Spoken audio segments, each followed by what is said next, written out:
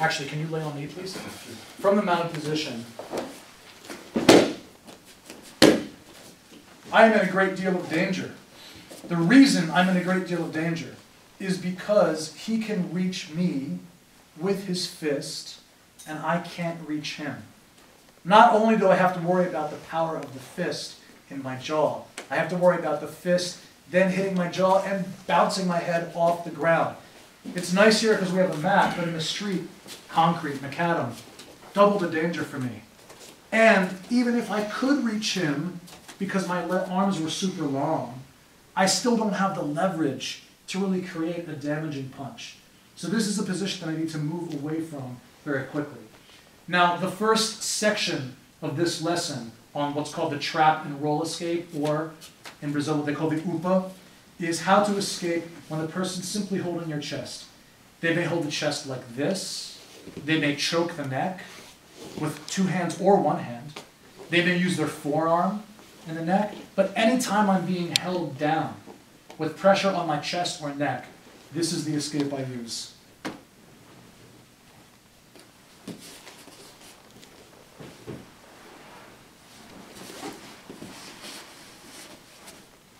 All right, let's take a look.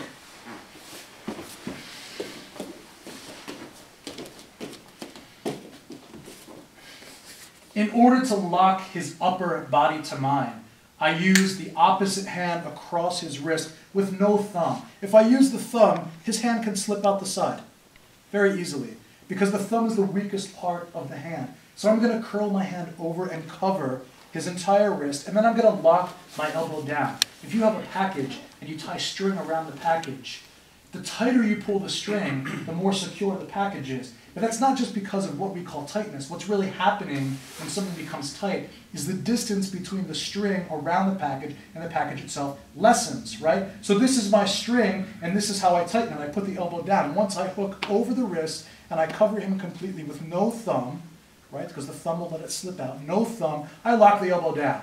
This takes care of his arm between the wrist and the elbow. Now I need to cover the top half of the arm. Here, I'm locked down heavy enough that if he lifts me, right, if he tries to hold my collar and lift me, I'm going to stay with him because I lock the wrist to my chest. Now I have to take care of what? He can still perhaps twist out or pull away, and that's why I cover the wrist. I don't cover the hand, where he can bend the hand and it becomes pliable and then he twists free. I must cover the hard part of the arm, the wrist.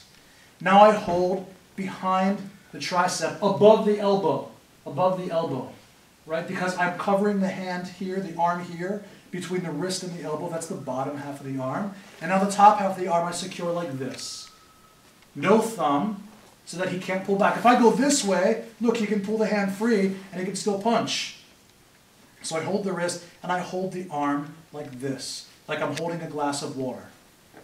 Just above the elbow, and I lock the elbow down here.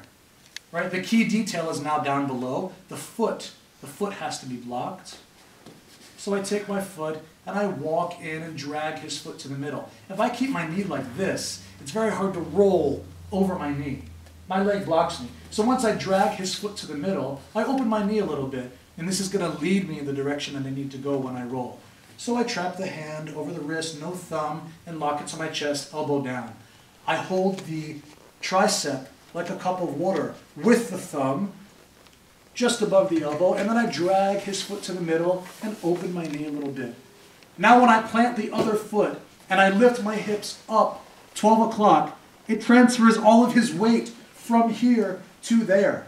Right now, because he's sitting on me, this is heavy.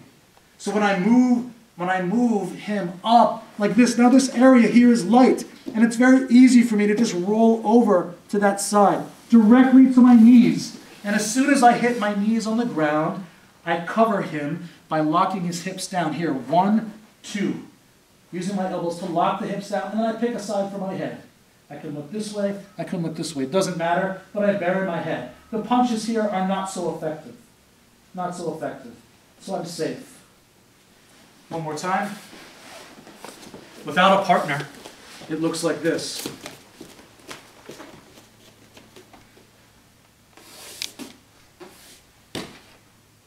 And then when I roll, I go directly to my knees. Over the shoulder, directly to my knees. Lock, lock. One side or the other, doesn't matter. Most common mistake people make is they get the grips correctly, they lock the foot, they open the knee, they put the hips up, and then when they roll, they collapse. And it doesn't allow me to roll to the top position. You're not a log rolling down a hill.